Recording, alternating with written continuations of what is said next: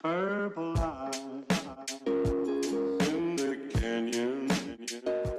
Necessary evils. How much are you typically involved with like the mixing process of your records?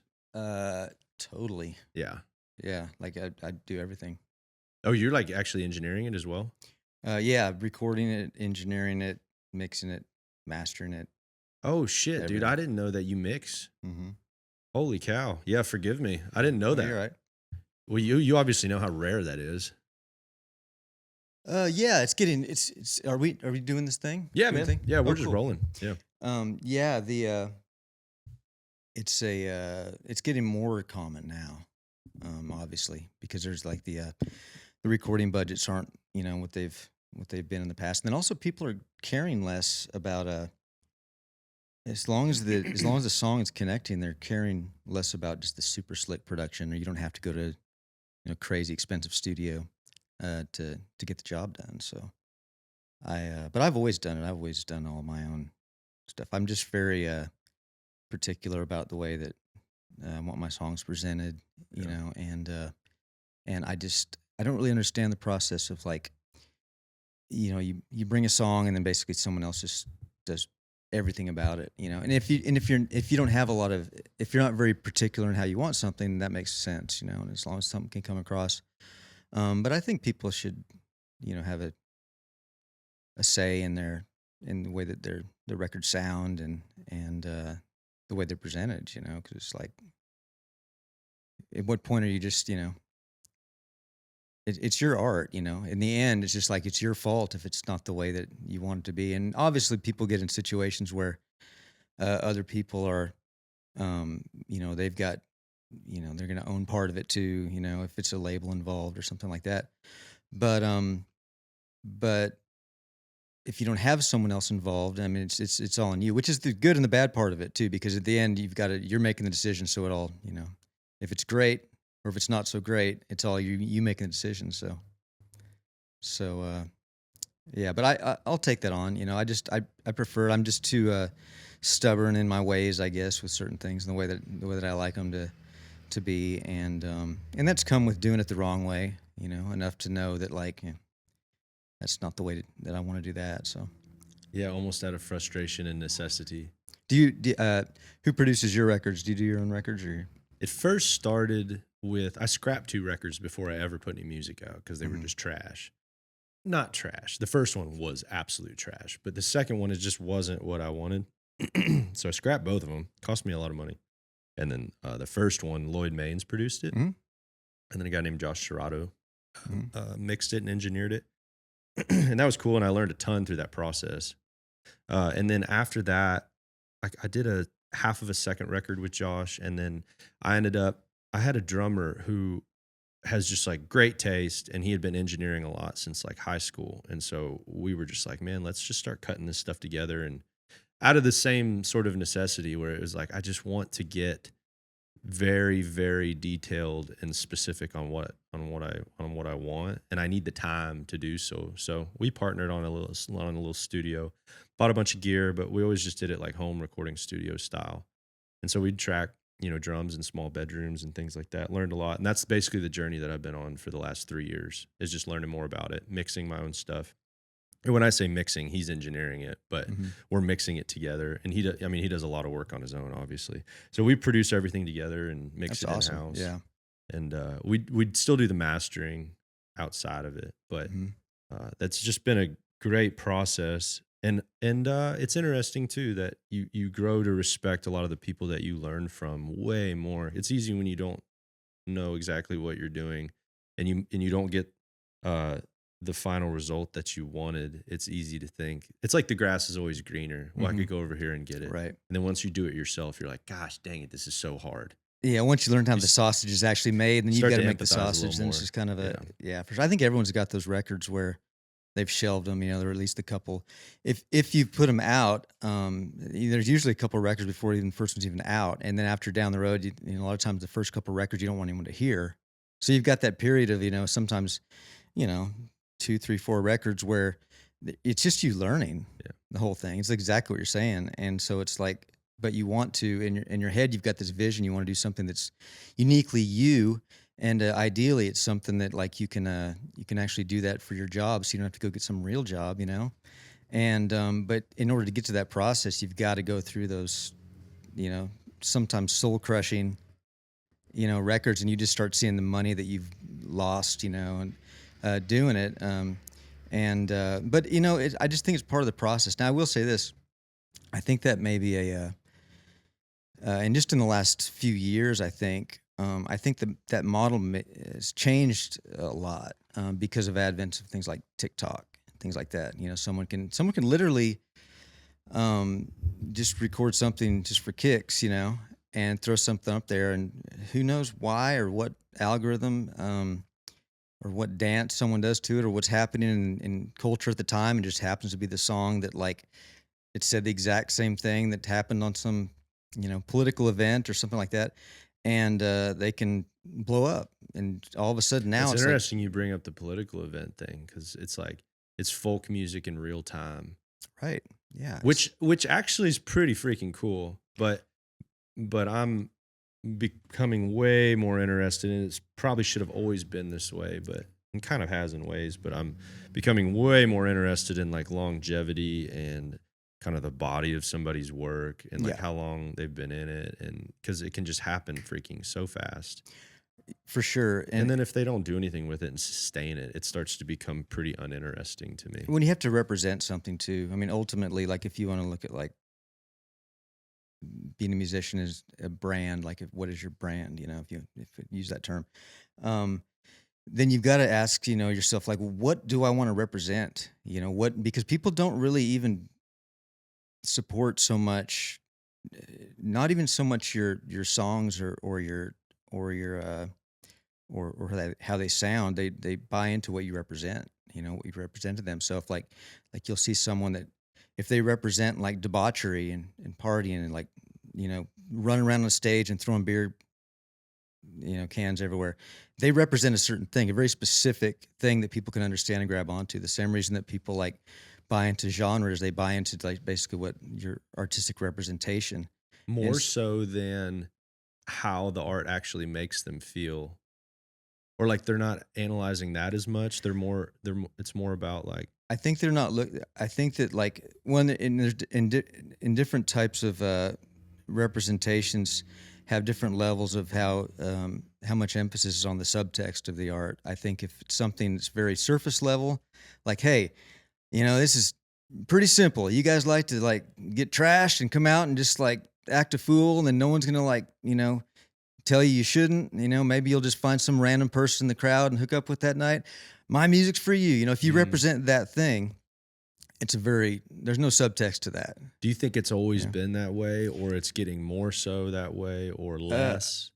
Well, I mean, I only know of the time I've been on Earth, but I think it's probably getting more so that way. I think there's always been that element to it for sure, and maybe it's just that like the bar is a lot lower in terms of like anything going on beyond just the surface level of that thing. But I think now, because it's so much about the visual content, I think people will see this like, you know, boy, it looks like they're having a rowdy, crazy good time at that show, you know. Um, so it's more just that the whole show emphasis as opposed to the song emphasis, maybe. And I don't, because you can't really, you know, you can only experience that there at the show. I just don't think that we're going to see songs that are as lasting as we have in the past. You know, I think songs are going to be a lot quicker to die. And you mentioned folk music. It's like, you know, folk songs, you know, people would write songs, and then that would be the way to kind of pass the songs along. And people would get words wrong, or people would change them, or they'd make them, you know, a dialect of a certain area would go, oh, now that I thought that word was this, and it's actually this, because that's how you sing it in Kentucky, you know, and they sing it different in Oklahoma. And so they were living, breathing things, you know, and I still believe songs are living, breathing things, you know. In what way? Well, it's like, I don't think a song's really ever finished, or a production's really ever finished. You just, like with the production, you just stop working on it. That means it's finished. But really, you could just keep on working on it for forever. You can go get new ideas and things. At some point, you just have to say like, hey, we got to put this thing out. But I think songs continue to grow and evolve and change. And from a particular artist perspective, if their views on things change, then and they continue to play that song, it's like Charlie Daniels, long-haired country boy. He's changed the lyrics to that because they didn't reflect, who he was at the time when he was singing the song.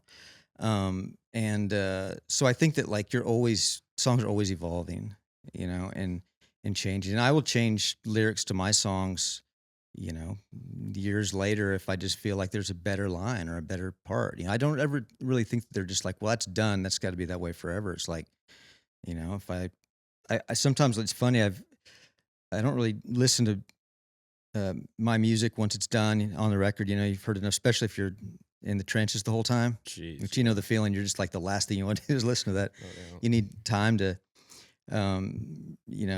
separate yourself from it. But like, I'll go back and listen to certain songs and be like, I didn't even know that was the words because I haven't sang those. I've been singing different words this whole time because maybe just like, as time went on, you started liking a different line better, different words. And I love that about songs. To me, that's what a folk song is supposed to be. It's just constantly changing with the times. And that's ironically how it keeps it relevant, What's your take on, like, I've noticed that music that tends to resonate the most right now, like within the songwriting world, is stuff that becomes a little bit more specific and detail oriented, which lends towards more so like folk music, in my opinion. Yeah. From like a songwriting standpoint. And then like going and doing more of the industry commercialized side of songwriting, like in Nashville and stuff, those seem to constantly be at odds. Like with some of the people that I write with, they want to sort of like genericize everything and make it palatable to everybody, which in my experience makes it kind of like just sterile. And it's like, we're just doing these like vague generalities. And like even on short form videos and stuff, it's like the things that get hyper specific, they almost start to become more relatable.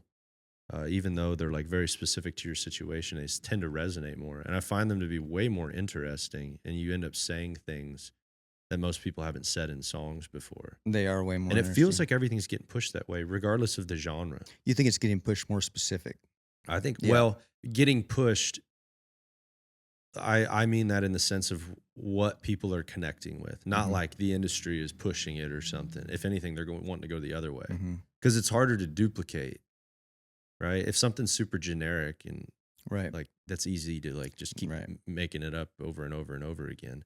So I think that's why they want to protect that. Like, well, no, this is how we do it. And you can't get too specific. Then people can't relate to it. It's like, I completely disagree with that. Completely disagree with it too. I think the things that are going to connect the most, because I think people are looking, once again, it's like it's surface level versus subtext.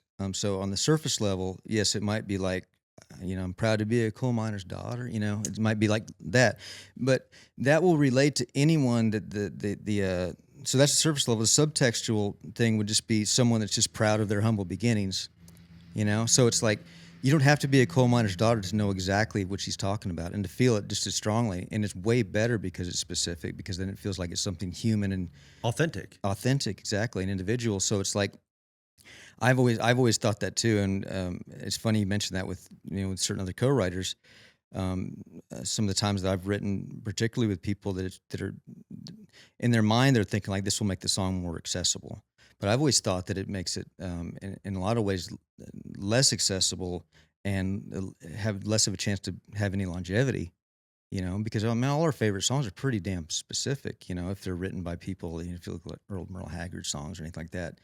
It's very, very specific to his upbringing, and so I've always liked song titles that are very interesting. Like I'm always thinking like if there's a song, and maybe it's a great song, but the title of it is just something like, there's a better way or something like that. Maybe maybe within the context of the hook. That's what you normally think would be the title of the song, but the hook's really great. You don't hear all the hook, and you don't want to reveal all the hook, so you're just going to say a better way. But it's like, is there any way we can come up with the title of this song where the title makes you want to hear the song before you know the song? Like it just doesn't give away all the information. Yeah. Even the idea of the top of a chorus, you can feel it through a chorus where it's like you can feel them setting it up. Yeah. You can even feel the rhyme scheme setting it up, and you're like already plugging it in. Like, I know how this chorus is going to end. Yeah. And then like when they perform it, even like they'll do the whole deal where there's the pause, and then they say like a better way, and you're like, no. Yeah. And you know the title too. from the I know get-go. you saw it coming the whole time. So I'm with, like, that's funny that you say that, because I've been like talking nonstop about that. It's like I want there to be an element of surprise. Yeah. And it's yeah. not that it has to be like overly clever or something. Right. But I don't want to give it all away. No, I hate giving away the in the hook, giving away what happens in the song or I like my favorite titles are ones that make me go like, what the hell is that song going to be about? Because then right from the get go, it's just there's like an itch.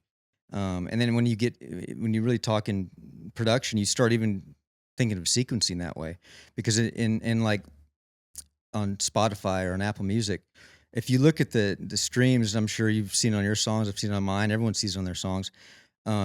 Tracks 7 to 10, you're going to start seeing the drop off of like the streams. And probably earlier than that, it's really like your top 3 songs or whatever are going to typically your biggest ones. Maybe there's like something, in there that's just an outlier, but it just starts falling off. Just the way that music's presented to people, the way that people are listening, the attention spans, so much music being put out.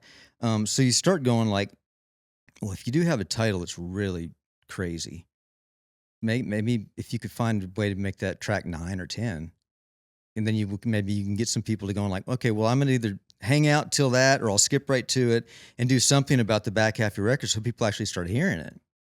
It's just like, or if you do have a cover on a record, I usually put I like to put one cover on every record and try to interpret it in a way different way. It's like, if you can put that cover track like 8, 9, or 10, then you're going to get people at least going towards the end of the record to hear it, even if it's just for that cover, even if it's for a fair weather fan. And then maybe they'll hear the song after it or the song before it, and you might just kind of help the thing. But it's always very smart. Well, I just think in terms of like of thoughtful record production. Yeah. I think it's just like there's got to be some way to get people to hear, the rest of the record, because it's like I love records. I love when you can actually feel a journey in the scope of 30 minutes, 45 minutes, whatever. And we're just not in a time where that's really the way music's presented to people. We're in a singles world, And even within singles, it's even like, well, how long is a single? Because you're probably only going to get, attention spans are just so short.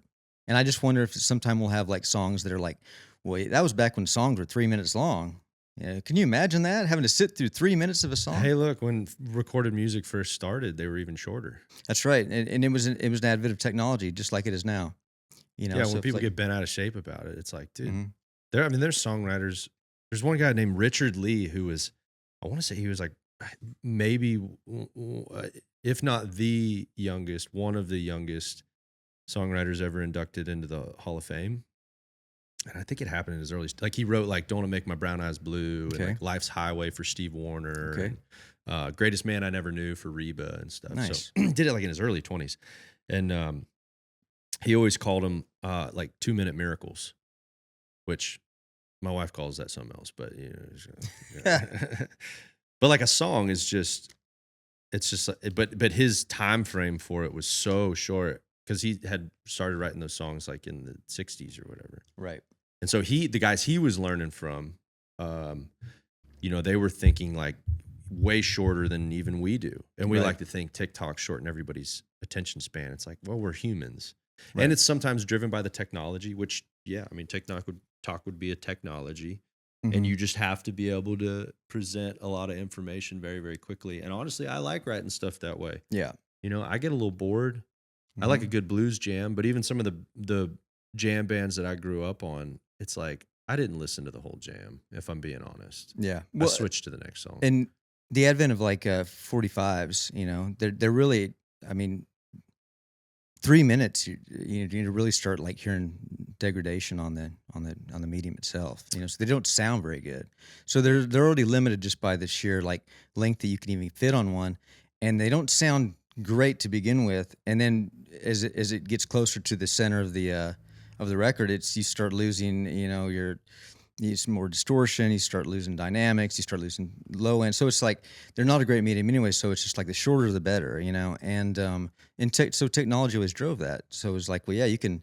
When are you going to turn the record over to hear the second half of the song? You know, it's like no, you just need to probably write a song that's going to like say all you need to say in this like 2.5 minutes, and so it's kind of the same thing, but nowadays with TikTok and that it's encouraging people to do that. I don't think it's so much of a limitation of the medium, but it's a limitation in attention span, you know. But I say that, but you got people that listen to an hour and a half long podcast. you know, I'll listen to 4-hour podcasts. It was like, great. So yeah. there are things that don't fully. I Yeah. guess it depends on the audience that you want to go after. Yeah, as well. for sure. And just also and just the frame of mind where people are at when they're doing these things, you know, whether they're listening to something like on a short drive to the store, or if they're actually on like a road trip and they're wanting to listen to something, you know, because that's when people will put on full records too, and really just like live with the record. So I think it's just a different time. But the limitations, I think, in a sense, we need limitations as artists anyway. So if the limitation is one of duration, then it's like, okay, cool. Well, then I need to like be a lot more concise with what I'm saying. I need to be able to like get better at the craft part of it, and I need to keep the ideas more singular and focus. You know, it's like I can't write Bohemian Rhapsody in 3 minutes if I wanted to, you know, go here and there and everywhere. You just got to kind of write one element of that, which in country songwriting, I guess that to me that comes a little bit easier than maybe some of my friends that kind of cut their teeth with like the Beatles or Simon and Garfunkel or something. Is in country songwriting, it's just like you have one core principle thing you want to get across, very strong, and anything that detracts from that is just you got to scrap it, you know, toss aside, because any distraction along that road is not going to like make for a great country song, you know. Yeah, build the story. You got to contribute to exactly. And does every element play into like your essential hook? You know, where country is like the hook is king. You know, hook is king in all genres, but in lyrical hook in country, obviously more so than maybe like a hook in pop or hip hop or anything. It could be different things, you know. But like, so limitations are good.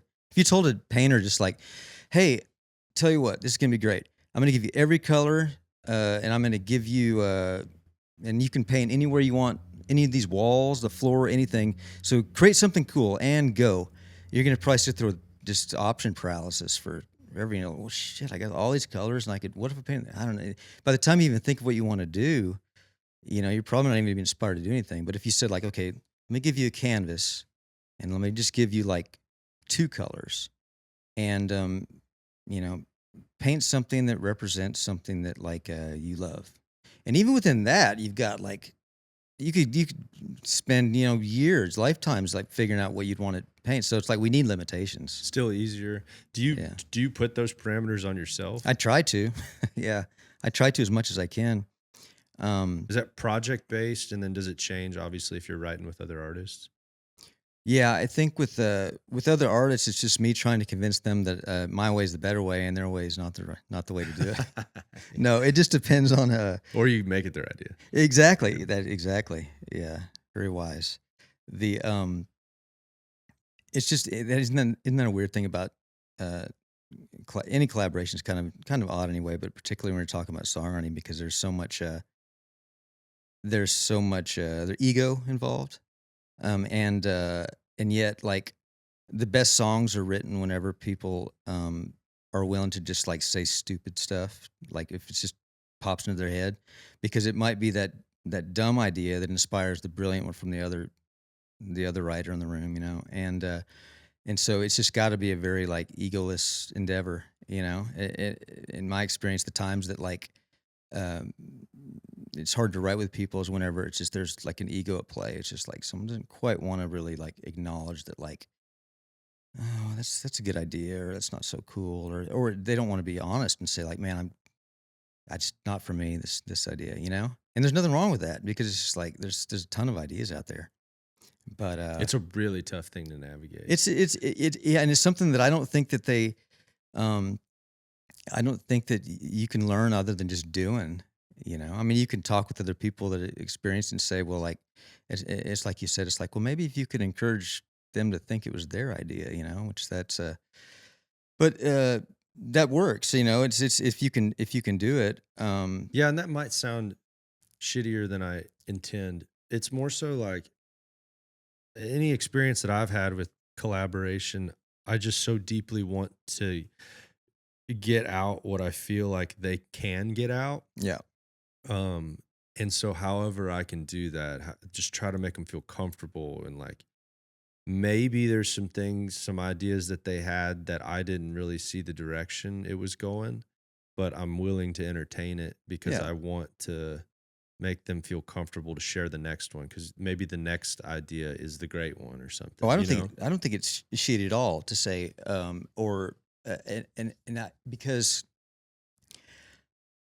it's always there's not really any right or wrong way, and everyone's different. So it's just like there's always levels of encouraging people whenever they need encouragement, or to like being ultra honest with people in a tactful way whenever it's because you're dealing with fragile egos and you're dealing with passion. Music inspires so much passion in people, and it's they're when it's done right, they're expressing like very vulnerable things. It's always so strange when you walk into a co-write and you just meet somebody and it's just like, hey, let's write about like, what are you going through? Well, I'm really going through like this really tough divorce, and man, it's just they break down in front of you. You're like, cool, I met you like 5 minutes ago. Let's write this song, and let's it's a strange thing to sit very down. strange And beautiful. It can in a be. way, it's the way Yeah. ordinary life Oh, probably should be. It's an amazing thing, and also just the way that as songwriters, really our job is to manipulate emotions.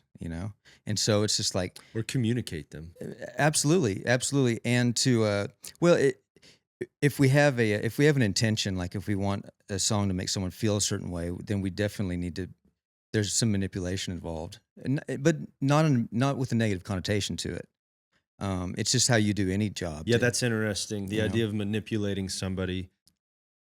Yeah, you can manipulate somebody into thinking or doing something, and it doesn't inherently mean that it's harmful to No, them. not at all. I mean, if someone needs confidence, and so you're pointing out to them something that they do that's really great that no one else sees, you could say technically you're manipulating that person, but the end result is that they're believing something that they need to believe because it's like it's true about them. It's a positive Maybe if it's thing. false, it's not right. Well, that was the next thing I was going to say is like within that as songwriters, like there's a lot of power in that too. So there's an obligation. I believe there's an obligation when if you're a songwriter and if you get to the point where you can where you're good at it, you can do a lot of good or you can do a lot of bad with it.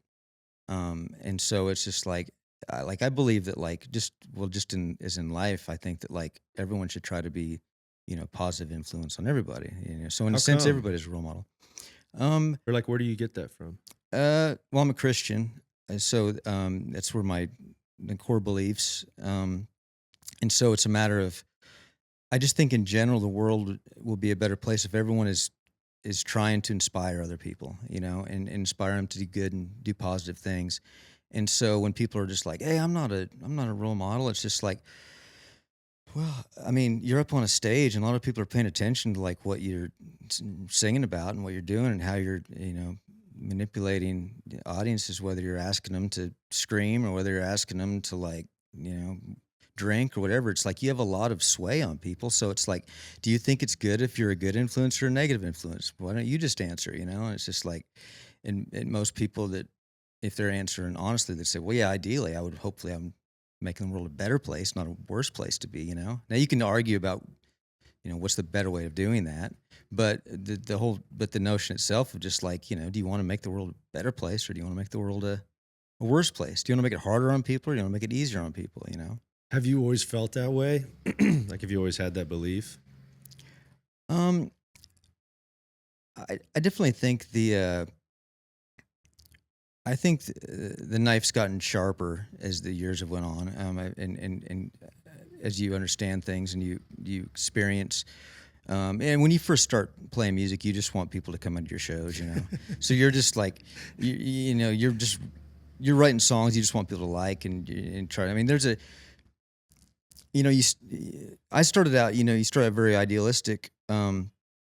Everything from like the way you think your music's going to sound. You pretty much have your whole career plotted out, like right from the get go before you've even stepped on a stage, and then you start realizing real fast, like, well, it's not quite as, it's not, you're not just going to like be able to, you got to experience stuff and then you're going to actually form your ideas. I mean, I think core morality and core just like, beliefs, yes, before music was always there. My parents, great parents, um, and but you start playing music, and then you start going out there and going like, oh, I want people to. Oh, when I do this, they really like get into it, and you realize, oh, when I do this cover song, and it's a slippery slope because you can go down that thing, and you're realizing like, I'm basically just the MC for people to come out and just get trashed and just make bad decisions, and so. I think a lot of people when they first start out, that's kind of you got to find that place where when you realize that like what you're comfortable playing and what you realize is like, well, yeah, it might be easier to do it that way, but that's not really what I'm be remembered for, Wow. or I want to influence the world in that way. I Yeah, think go ahead. there's a lot of people now that extremely successful. I don't even have to name any names because it's like the first three that come to your head will be the right ones. They're have a lot of people come to their shows, and they're just seems like they're just getting bigger and bigger with basically just the message of just like, hey, get trashed. Yeah. You want to drive home? That's all good, man. You're an outlaw doing that. Right. You're cool. That's a cool. And Kind of a tale as old as time though within music. Right. It certainly is. Yeah, for sure. In music, there's always been. I mean, honky tonk music. Which is what I cut my teeth on. A lot of it. A lot of that is purely just about like coming out and just having a great time and having too good a time, and boy, you're gonna make some mistakes. It's tough too because I have a deep faith in Christianity, and I mean my life hasn't always represented that. A lot of hypocrisy, but we all have done that. But yeah, that's always been an interesting.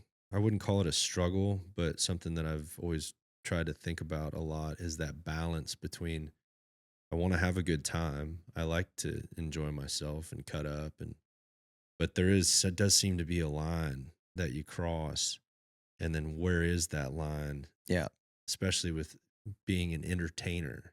For sure. Yeah. And the whole idea is for people to have fun and enjoy themselves. Right. So it's like how do you find that balance and that line? Yeah. I think it starts with me. What are the songs that I'm playing? Because it's like writing the songs have kind of got the baked in the messages that you're trying to present to people, and so like if it might mean that after a while you like, I don't do that song anymore because I don't really feel like I'm that person, or I don't, that maybe I was at that time, but now I wouldn't play that song because it's like I don't really feel that way about, like, I don't think it's a good message to be putting out there. And so I think for me, it's song based. It's just like, if I'm playing the songs that I believe in, I don't have to worry about the other stuff so much, because people are, they're adults. They can, if they want to come and they want to just like, be at the end of the bar and drink until they pass out. It's like it's not for me to tell them how to live their life. Sure. I can control the songs that I play. Or I guess the context you're in. I've never really been super into the idea of like, somebody catches me backstage in private or something and asks me about my beliefs and stuff, like I'm going to lay it out for them and I'm not going to hesitate. But even the idea of just getting on stage and like proselytizing from the stage is I thought it was a little odd. Mm-hmm. Just felt a little inappropriate. And then like, I care about, that's like the thing that is the most important thing in my life. And so I'm not cavalier with it. And it's like, I don't want to just share it on stage for people to then applaud and say, what a good guy. Right. It's like, because like, what if the person is at the end of the bar just hammered or whatever, they're doing something they shouldn't be doing. It's like, I don't know. I don't think it's, and it depends on the person. I mean, that's something I'm convicted about where I don't feel like it's an appropriate time for me to just like flippantly just throw out all this, even though the stuff I would be saying is true. It just seems like an inappropriate time to do it maybe.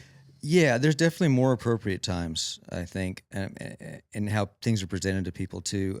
It's like if someone comes, if they feel like, if they're in a place where they're coming to you and like going through something really tough, um, and you present something in the wrong way, they could feel like you're coming off as judgmental, Sure. as opposed to just saying like, "Hey, I'm a seeker like you.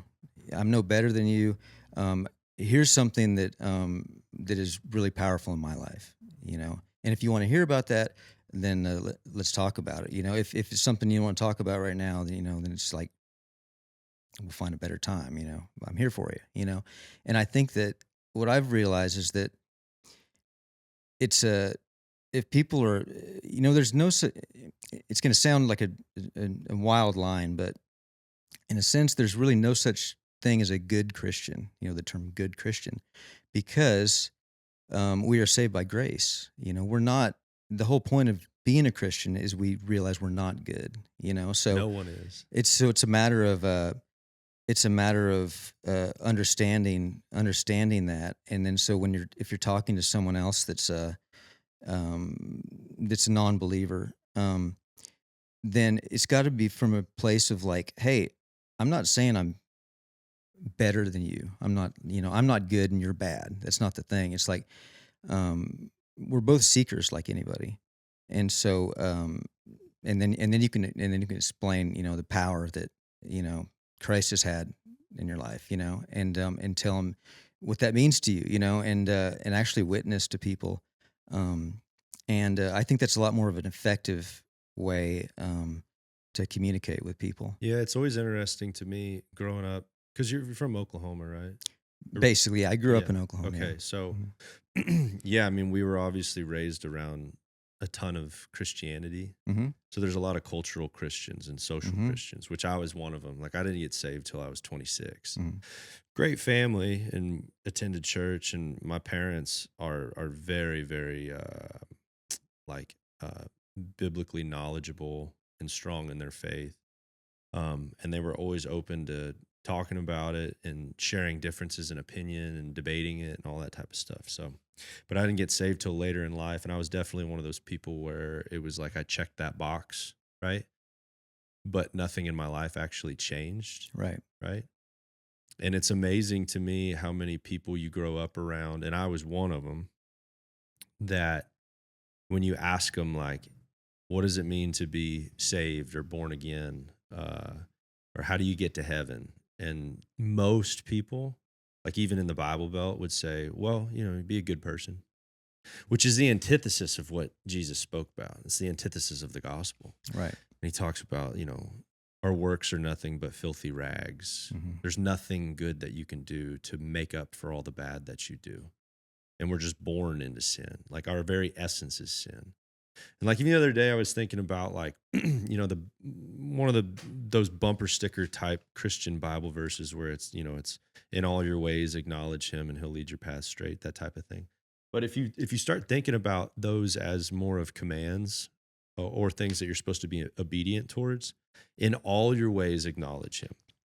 If you start thinking about those in the context of how you are sinful, it's like, do you acknowledge him in all of your ways? No, no one does. No one ever does. And it's like, it just exposes even more so like how sinful we actually are. So you need a savior. Like I talked to a little kid the other day where it was like, Jesus, or you heard about that? And he was like, yeah. And I'm like, well, what do you think it means? Well, be a good person. And it's like, you think I'm a good person? So I went down the 10 Commandments and showed him all the things that I've done. It's like, do you think I should get to heaven? And he's like, well, I guess not. And I'm like, well, thank goodness. If we were all good, we wouldn't need a savior, right? But then it does change your life too. I guess that's the other end of it is like, I thought I checked the box, but nothing in my life changed. The way I felt about the things that I did that were wrong, my conviction didn't change. And I heard a preacher say recently that like becoming a Christian, you don't become sinless, right? You'll still sin, but you will sin less. And in your lesser sin, you'll feel worse about it, right? Which I thought was very, very profound. Yeah, it is profound. You don't become perfect, Right. but I think the journey of that is because you have been shown grace and he comes in and gives you a new heart, new desires, your affections change, like, the conviction, Right. like, well, I don't think I should do this. Maybe I should do that. And that seems to be the other thing that like in cultural Christianity, they don't really talk about. It's like, well, you said the prayer one time, you're good. It's like, well, if nothing in your life changed, there's a good chance you don't actually believe what you said you believed. Yeah, well, there's such a, and it's not for me to judge the particular, you know, preachers at like a mega church or something like that in terms of what's actually in their heart. I don't know. It's not for me to judge what's in anyone's heart. But there's obviously there's a lot of, it's big business, and I think a lot of modern day so-called Christians are doing the most damage to Christianity than the non-Christians sometimes, because it's like there's the just the corruption of what it actually is, and it's making it harder for people that um are lost to find God, because what they view of is, oh, those people that like believe in God, if they have a certain image of that person and then it's not a positive one, and then they're gonna probably be less inclined to want to be like that person, obviously. So yeah, it's a, and if you're the devil, you'd probably, that would be your plan, is to just corrupt the institutions, and so you could manipulate in that way as No well. doubt. So it's a real, yeah, it's a there's definitely I think time and place for sure. I think that, like, obviously your overall core, the way you present yourself and act, you want to do your best to not be doing things you're not proud of the next day. It's an interesting juxtaposition playing a, it's like people are like, well, you're playing bars, and things like this. And so I've never had a problem with that, because I've just always felt like, well, you should be who you are, and what you do wherever you are, whether you're in a bar, or whether you're in church, or whether at the grocery store, So, and sometimes the people that, could benefit the most from what you're singing are going to be in a bar, And so it's like, you go out there and you play your songs, and you try to present the most positive messages. You try to.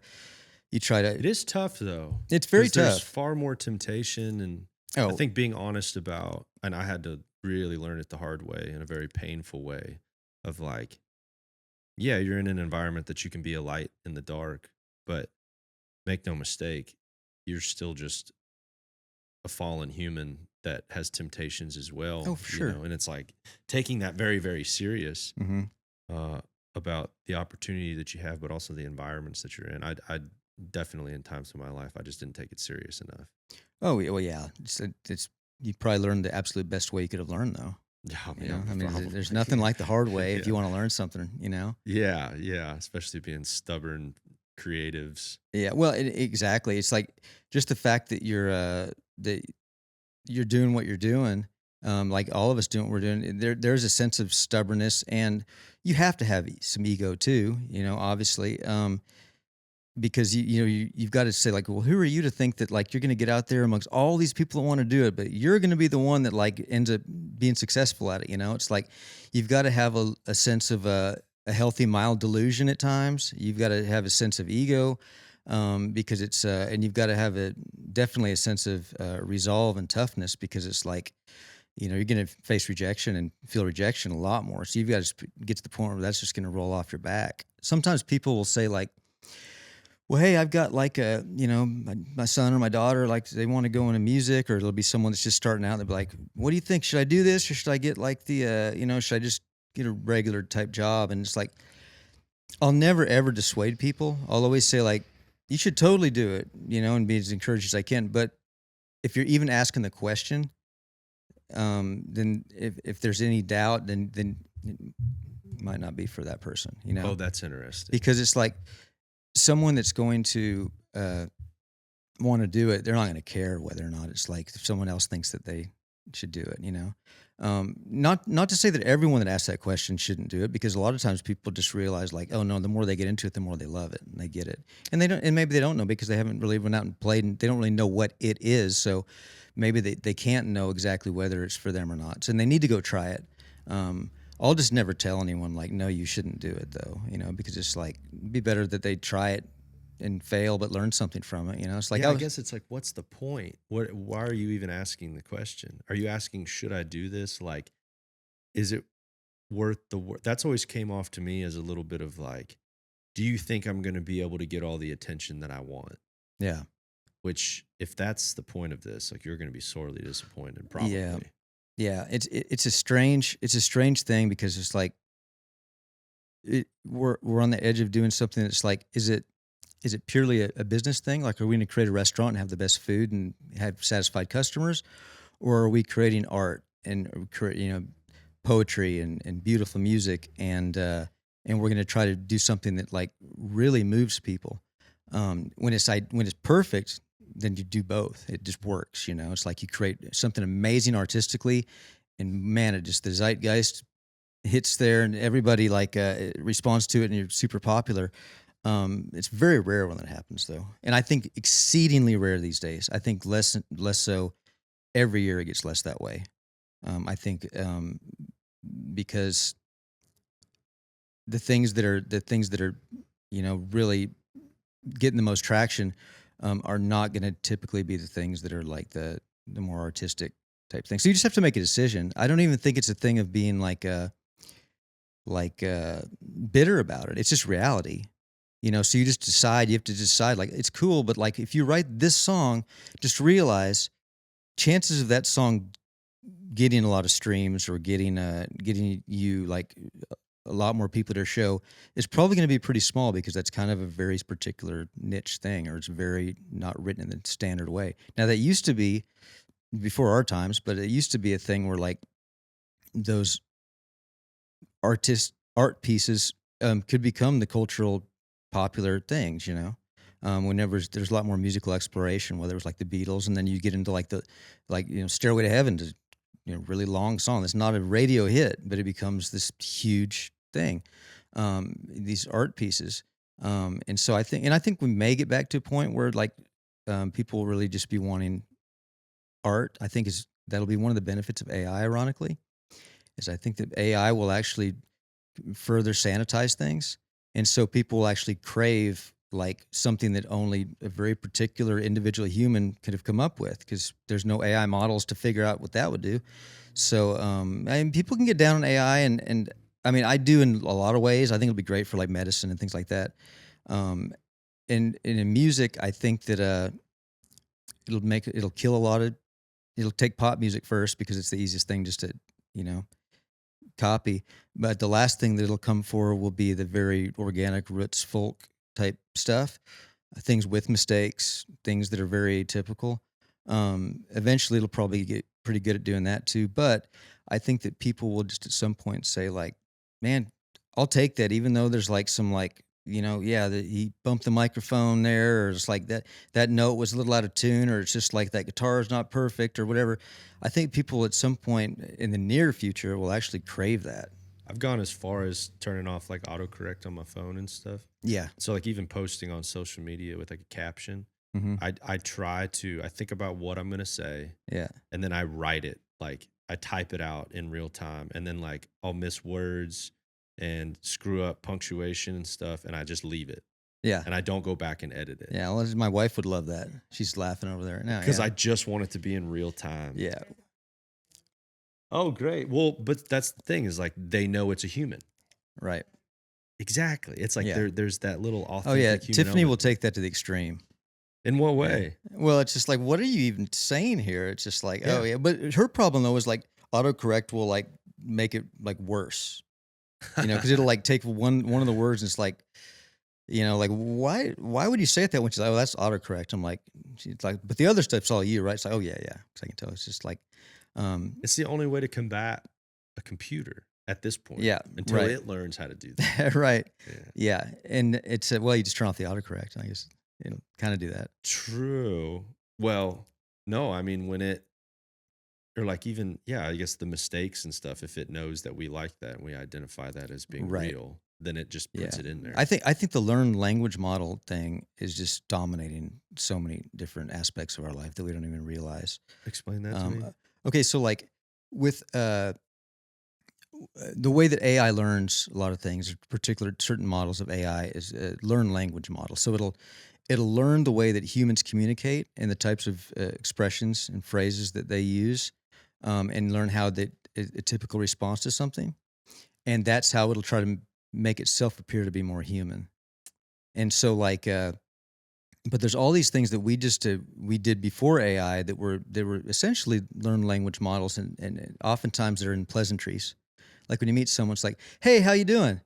"Pretty good. How you doing?" "Oh, I'm all right, I guess." It's like all that's pretty much meaningless conversation. It's just ways to it's a greeting, but it doesn't really mean anything. It's like you could be going through something really bad, but you're gonna be like, It does good." mean something though, because if you don't answer it, Well, you answer it short, you're right. like, oh, what's your problem? Right, but if you're just going through with the okay, I'm gonna say this, and you say this, and Yeah, this is pleasantries. typical pleasantries, idle small talk type stuff. Yeah, it's definitely different if someone says, "How you doing?" They're like, "Man, not so good." I'm like, "Oh, tell me about it." Or if they're just like, don't ask me that. Yeah, or if they exactly, but if it's just the typical like back and forth, it's just that's just a learned language thing. We just say it because that's just what humans are supposed to say, and we want to fit in with the human tribe, the overall big tribe. So we're going to play along with that thing. But if you're like someone that's say maybe you're quote unquote antisocial or whatever you want to say, and someone says like, "How are you doing?" and you just kind of stare at them for a second, and you go like, "It's an interesting question. When you say that, what do you mean by that?" Then people are going to think you're just a weirdo. Although a lot of people, that's what I would like to say, but I play along too, like anybody in most social situations. You're going to be like, "Yeah, yeah, good. How you doing?" But the whole learn language thing is how AI learns. So it's like, but see, I think in music, it's I think it's the same way in terms of the way that we're presented artists a lot of times, like in PR, because of if there's somebody that like a lot of people stand to gain by a certain person being very popular, um, they will bot and they will create dialogues and narratives, which is advertising and PR comes to have done this forever. It's like this person is this. It's like let's just say you know Joe Bob, that'll be our artist that we're retaining, is a genius from Alabama. I like more like Grayson, Altott. That's pretty good. Grayson Altott. Grayson, I like that. I like Yeah. that too. There's not a Grayson Altott. is there? No. All right. There's definitely not one. All right. Not yet. There's nobody that I'm thinking of. Okay, so if I'm a PR company, or if I'm or even it's beyond even that, but let's just say PR company for short. Grayson Altott. Altott. Yeah.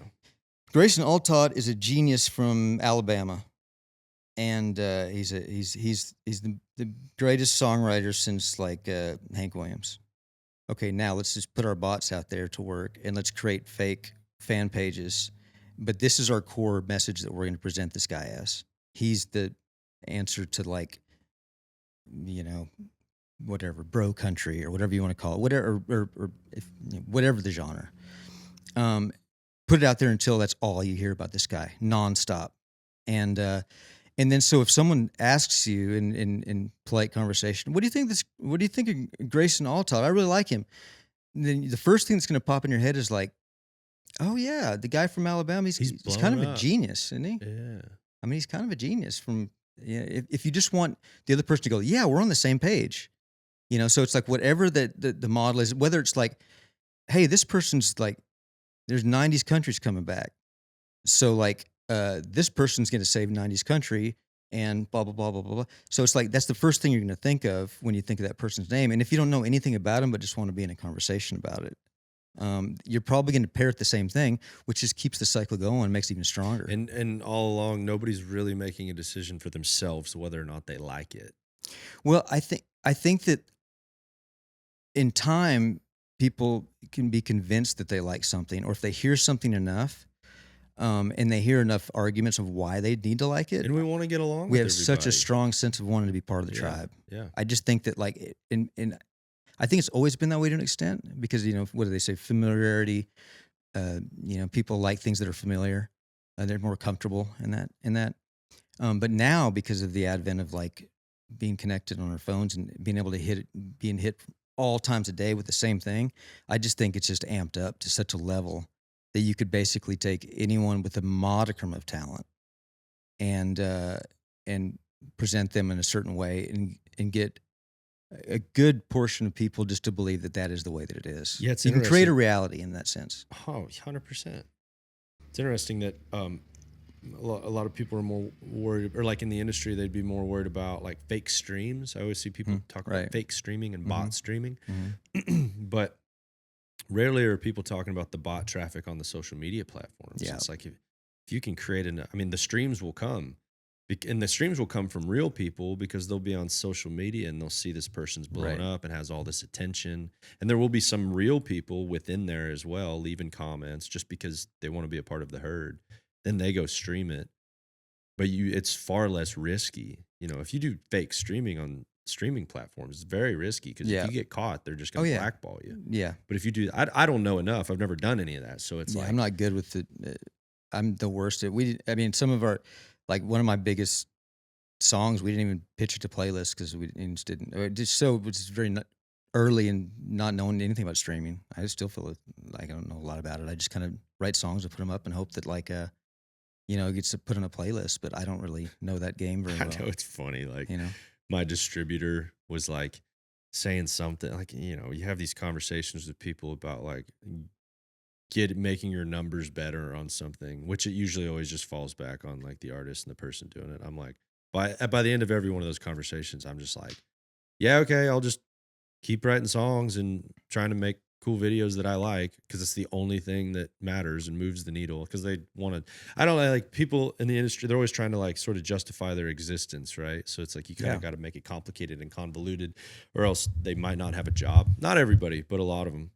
And it's funny, like the guy was like, well, don't just focus on Spotify. There's other platforms too. There's Apple Music and Pandora. And I'm like, I just was like, it's funny to me that you think I just focus on Spotify. Right. What does that even mean? Yeah. What do you mean focus on Spotify? Right. Yeah. Like that still doesn't even if I was focusing on Spotify, how does that change what I actually do? Yeah. I still just make music and make videos. Yeah, right. What do you mean focus? Yeah. Well, it's such a strange. Like every person I meet's like, hey, Spotify. You gotta go to listen on Spotify. It's just such a strange. I get that, like, you can't just like write songs and just have everyone else do everything for you. But it is such a strange thing to like have to focus time away from your art to do things that are just going to be gone in like a day, but you have to do something new the next day. And it's just like, I get it. And there is a part of me that likes the presentation of things, or likes the like alternate avenues, like a podcast, for example. Like, I think that's a huge cool thing that musicians are doing now, or comedians, or anybody, because it's like, it's just, but to me, what that does is that reinforces and gives more depth to your art, because you can explain where you were coming from when you wrote a song. Oh, it should, but I mean, even the idea of mystery, though. Yeah, well, yeah, it's mystery's history kind of thing. Oh, you think so? Well, I think it is now. Yeah. Whoa. There are things that, like, in my mind, I have this reality in my mind that I like the way things to be, and so I try to hold on to them longer. But I realize that, like, if I think mystery's still got an extra couple of years, it's probably already gone, because I just want to hold on to it that much longer, It's I think that, and maybe it's a different type of mystery. I think there are certain people, if you cultivate your fan base enough, which, like, it's like focused on music, it's like cultivating a fan. So what does that even really mean, But it's just like, if the people that are certain people are allowed a little bit more mystery. I think because I'm not tied to particular like labels or management or things like that, I can be a little bit more mysterious than someone that's like got to be in the public eye 24/7 and doing that thing. I think like Sturgill Simpson's done a great job of, like, he can kind of stay away from socials for a while, and it doesn't hurt him. It actually helps. And then when he does, it makes more of an impact. I think there's certain people, and there's other people that I think they feel like they've got to, like, if they don't start a new beef every week, then they're going to be irrelevant. So they're just constantly doing something like that. So I think it's with, I like mystery more, but I mean, I'm a huge like Dwight Yoakam fan, and he doesn't talk about, and like George Strait for the longest time, you didn't know much about him, You still don't. You can't. Find so it's just like, and I like that. I don't want to know everything. See, I think what happened is, so when American Idol started, to me that was obviously there was ones before that, but American Idol came out, and it's an entertainment show first, and then music just happens to be kind of like something. It's the secondary thing, even though it's propped up and there's a big microphone logo type stuff. But all these shows, I think they realized early on, or they just knew it going into it because that's their business, that like this is story. It's not song, and so it didn't matter how great someone really was at great a singer they were. You got them whipped up in an emotional frenzy before they even performed. All about story. Wow, dude, I've never heard anybody make that connection between those shows and then because if you look at pretty much anybody who's becoming successful through like social media or something with their music, it's typically that they have some sort of profound story behind it. It always. And there has to be like an underdog. And when you go to any label, if you're going to talk to them, that's going to be one of the first things in their mind. Or PR companies, they're going to first. Which sucks because what's your story? If you do have like an authentic story, that is a bit of an underdog thing. Well, and like, it's weird. Would you rather hear a shitty song by someone with a great story, or a great song by someone with not much of a story? It's like, is there any question? And but it's been so lopsided. The story used to be the after thing that you would learn after. Man, I love that song. Let me learn more about that artist and be like, oh, that's cool. And that's why they wrote that song. That's really cool. And now it's backwards. It's like, this person's got a great story. Do they have any songs? And it's like, well, but what if? So true. And that's when I started to notice it happening, was during all those shows, because it was like all people cared about that. And then you've got a perfect storm of then like the socials picking up, where everybody wants to be a star. They want to present themselves on their page as they could be a star. And so it's just that the storm of that becomes just like what. And then now the newest phase of that to me is authenticity. And when I remember first started hearing that word, going like, oh fuck, that's a new learned language model thing. Everyone says authenticity every other sentence. I say it all the time. And I'm not saying there's anything wrong with it. I'm just saying it's just like it's in the zeitgeist now. So it's just like, okay, that's cool, but you're probably referring to things that are authentically authentic. Whereas if you look at like any PR thing or bio or anything like that, it's just like the first two lines are going to be so-and-so, so authentic. And it's like, okay, well, explain why they're authentic to you. And what does that mean? To me, the most authentic artists now are the ones that are most honest about their inauthenticity. It's like, if you were to, because you got to acknowledge that what you're doing, you're up on a stage and there's lights, and you're probably going to be dressed differently than you would if you were just going to the grocery store, and you're going to present a version of yourself that's heightened. It's or more bombastic typically. Not everybody does it this way, but typically, and that's usually going to lead to the best show too. And so it's just like, that's all great. When I go see, you don't want to go see like Little Richard just sit on a stool. You want to see him jump around and run. Maybe that's stage. why I don't have more success. I need to be less myself. What's that? Well, you mean like on stage, you think that you're... I don't know, dude. Like me playing at rehearsal. I mean, yeah, I guess there's some more, but you're connecting. We have more people to connect with, which changes it, Like I think me playing by myself in my living room, I'm going to be less theatrical, I guess, than if I was presenting it to someone, which is actually a part of performance that I kind of don't like to a certain degree, where, or even like the idea of songwriting. Like when you present an idea to somebody in like just like a one-on-one situation or a song, there still feels like this element of selling it that I don't like. Yeah. And so I've always tried to get more towards even like playing on stage, where I don't want to feel like I'm selling it. Like I want to feel like I'm just playing it. Because there are times when I just practice at home and stuff, I'm just jamming out and I'm freaking singing. Yeah. And I try to just do that on stage the best that I can. Yeah. But there probably is stuff that if you mustered up some more performative elements, Well, and everyone's got their way too. Like I mentioned Little Richard because he was so theatrical and running around and everything. I think he probably was like that all the time. But maybe not all the time. And so some people's things different. I mean, George Strait, he just stands there and plays and sings, so it's a different type of thing. But there's an aspect of growing into your costume, so to speak. It's like you're always trying to find out what's comfortable to you. Same with in the studio. It's just like, if I'm producing somebody, I try to push them outside their comfort level, because oftentimes it's just like you go 200% and they're like way uncomfortable, but it gets them to get that 125% I was kind of going for before. It's just like that little edge, but you've gotta, if you only try to go to a certain point, you're not going to reach where you want. But if you try to overshoot it, then oftentimes you can do that. So it's just like on stage, you've got to, like, have you ever seen like when they do like a show, like if you see someone doing like Rachel Ray do like a cooking show or something like that, she looks great on the front when you're watching the show. She's very into it, good energy and everything like that. Like she's, killer. If you looked from the side of the stage, she would look like a crazy person. The mannerisms, the hand gestures, and everything like that.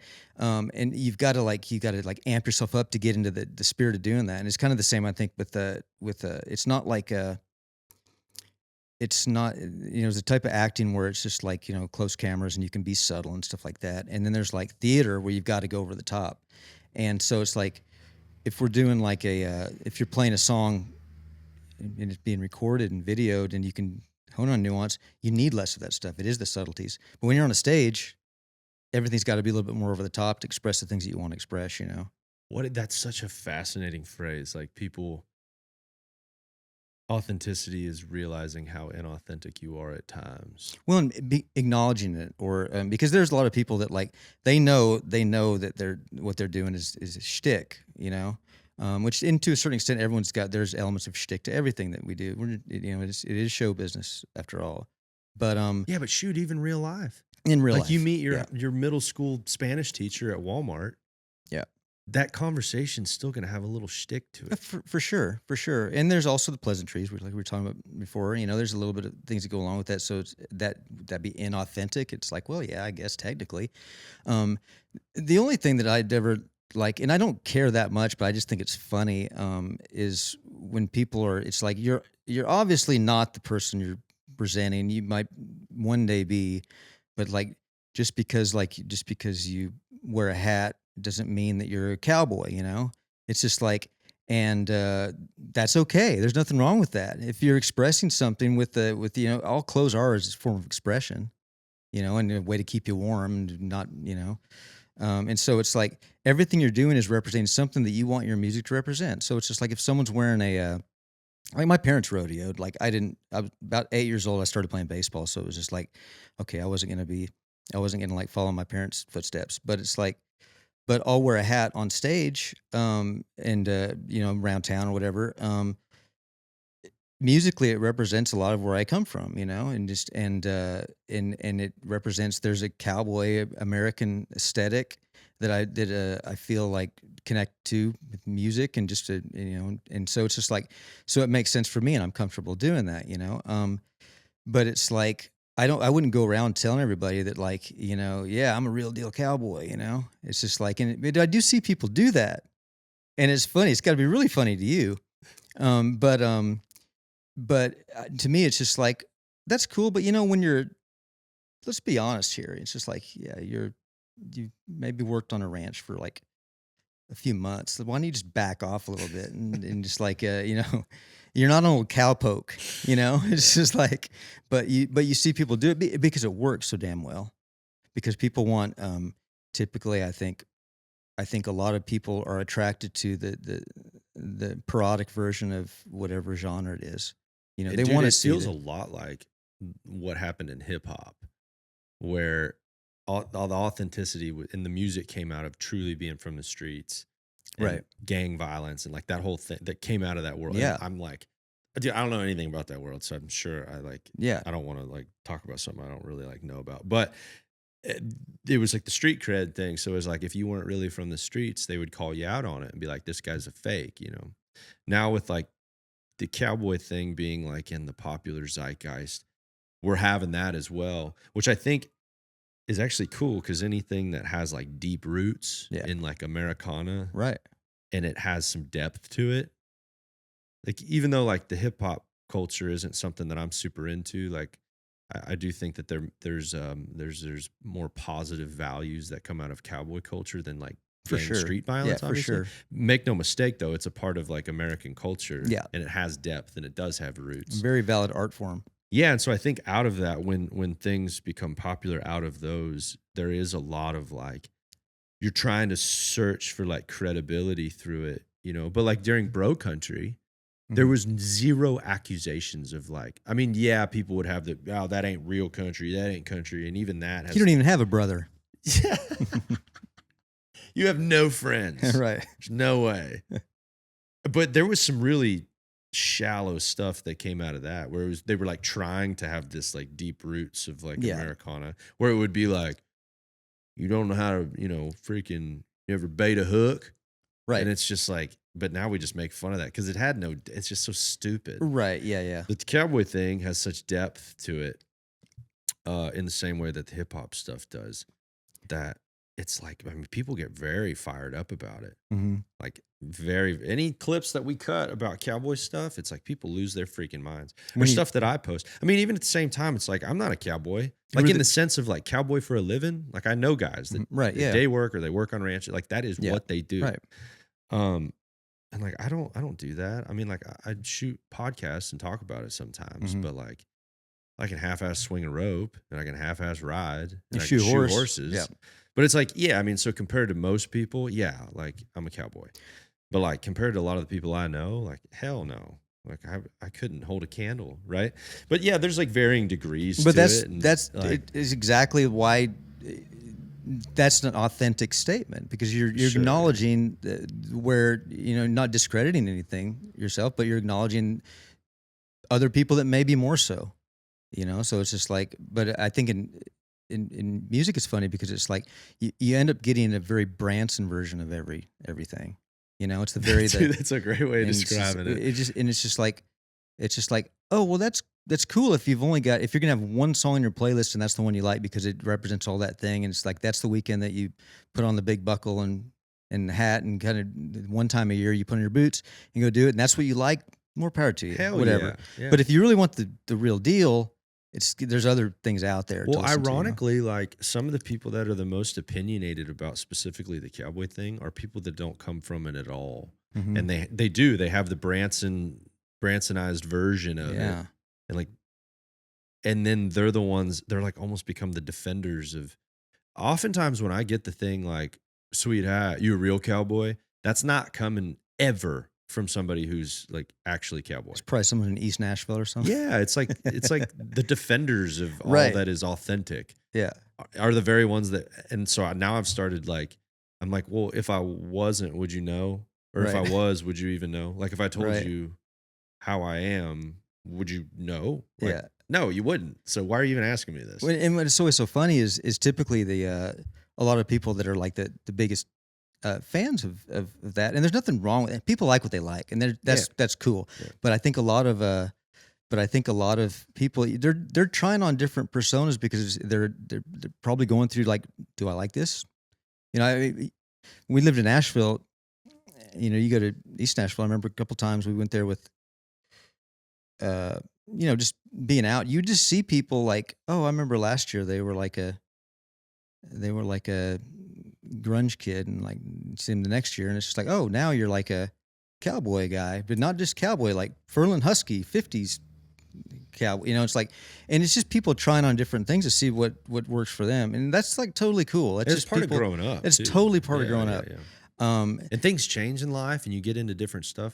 Like even me in high school, I mean, I grew up here in Decatur, and Decatur's like a pretty well-known rodeo town. So it's like, and the kids I grew up with were freaking like, I mean, I grew up with like world champion ropers. Yeah. And then like even most everybody, like they team roped and had cattle and stuff like that. And that just wasn't something that was in my family. Yeah. And then I grew up like racing motocross and skateboarding and playing sports, wakeboarding a ton, and doing that type of stuff. And then it wasn't until I got out of high school that I started shoeing horses, and my brother-in-law like taught me everything that I know. about. Like, I mean, I didn't even know how to put a halter on a horse, right? You just started shooting horses for the street cred, right? Yeah, for sure. It's for the, yeah, I was way ahead of the game. Yeah, right. I Yeah. saw it coming You were around the on this, corner. yeah. Yeah. That's why I worked for $100 a day, Right. doing like 20 head. Anyways, it's like, so even people now that maybe knew me when I was like in the 8th grade or something, it's like, it's funny that I always love the statement where somebody's like, well, you've changed. And I love to be like, you haven't? Right. Yeah. Like, I find it weirder that you haven't changed. You're the Yeah. exact same as you were when you were 13. Right. That's depressing. Yeah. I know that's not what they mean. Right. They mean like, well, or I've even had somebody say like, well, you like used to surf and skateboard and race motocross, and now you like are into the cowboy thing. And I'm like, I still do those other things. Yeah. I'm still into those things. Yeah. I just am also into this as well. But like, I didn't buy my first cowboy hat until like I learned how to rope. Mm-hmm. You know what I mean? And until I broke my first colt. It's like, What, so there was also, because it had depth, I cared about it. And the people I grew up around, I had a lot of respect for them. So it's like, I wasn't going to just. I mean, it's one of the most American things that you can do is late in life buy a cowboy hat. It represents the thing that you're indulging in.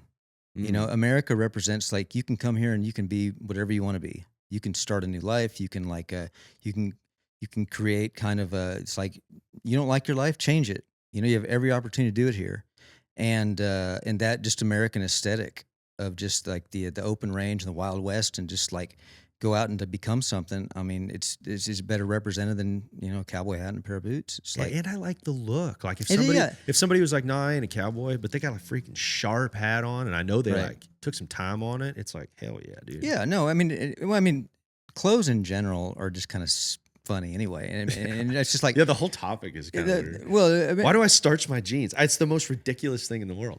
well, But it's, I like it. I don't know, and I grew up around it. I don't know.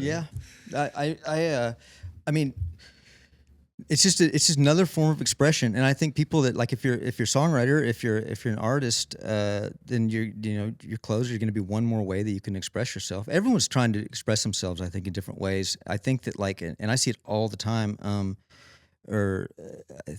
Is people are always wanting to like to create something is like our divine lineage.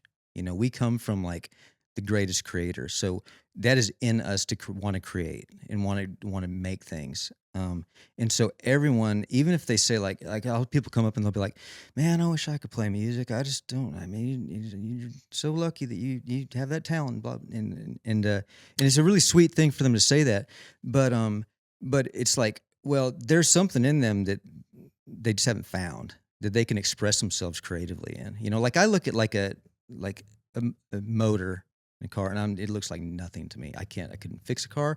Terrible with it. Other people can look at it and just go to town on like Tiffany's Brothers. It's like a work of art. They can go through there and just like fix it, and they see it. And they see that it's like it's an art form to them.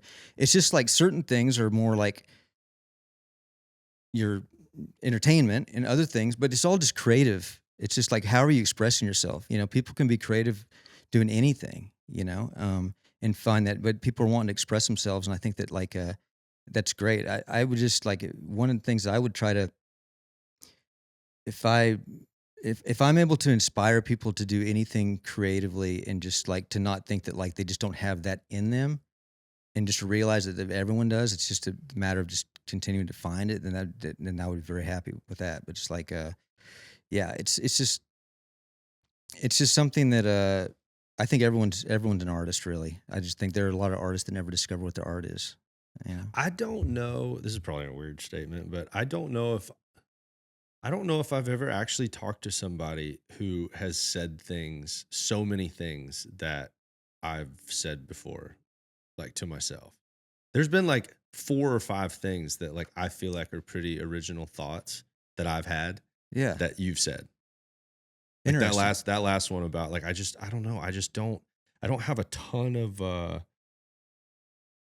I guess ego in the sense of even creativity. I said this to somebody recently that like I feel like I'm just discovering things. I feel like they're just options, and then I just put them together. but like somebody else could have done it already. Mm-hmm. I don't find myself to be like particularly talented, and I feel like it is in everybody to a certain degree. Absolutely. And whether or not they just tap into it. So I'm just not that impressed with myself. Well, I always thought that it's interesting, and I totally understand what people mean when they say it. If someone comes up and they're like, "Oh, you're so talented," and it's like it's a sweet thing for people to say, but at the same time, it's like that's kind of like going up to like a basketball player and being like, "You're so tall." You know, Yes. it's like talent in and of itself is just you're born with that. It's what you do with it is really the thing. So if someone's like, and that's really what people mean is like you've developed your talent to something. You think so? I think I most think people maybe for most people, it just depends. I think in a way, subconsciously, sometimes it takes some accountability off of them to do something. Oh, why they didn't do it, or why they didn't do something. Or That's interesting. but it's like at a subconscious level sometimes. Yeah. And I understand that some people have certain gifts and things that they have a propensity for. Yeah. Great. Like math is not one for me. Like Mm. I panic every time I have to write the tip because I just cannot do the math. Mhm. Other people don't struggle as much with that. But to think that like Einstein, to walk up to him and just be like, "Oh, so talented." Right. Yes, he clearly had a gift, but to think that guy Yeah. didn't put in just extraordinary work when nobody was around. Oh yeah.